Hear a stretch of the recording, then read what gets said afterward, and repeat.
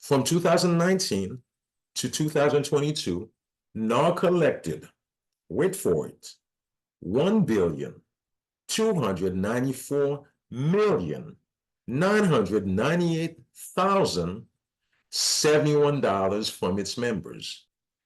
Where does the money go? I'm sure you would like to know that. So I did some research.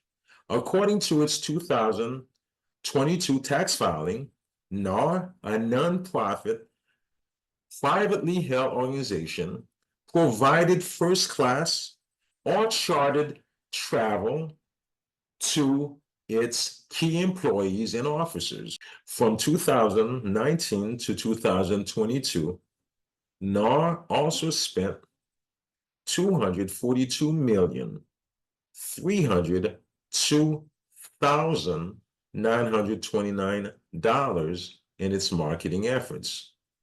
Why? In 2020, while most realtors were unable to support their family, NAR decision makers gave themselves a pay raise. Bob Goldberg, the former CEO, was the most highly paid policy maker at NAR. As you can see, Bob Goldberg, total compensation from 2019 to 2022 was $10,031,982. And you can see from 2019, the income increased by $250,000. So you remember in 2020, Americans were struggling. Most real estate agents could not earn any money.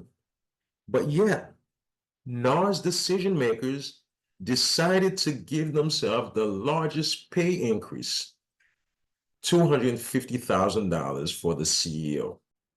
When plunder has become a way of life for a group of men living together in society, they create for themselves, in the course of time, a legal system that authorizes it and a moral code that glorifies it. Frédéric Bastiat.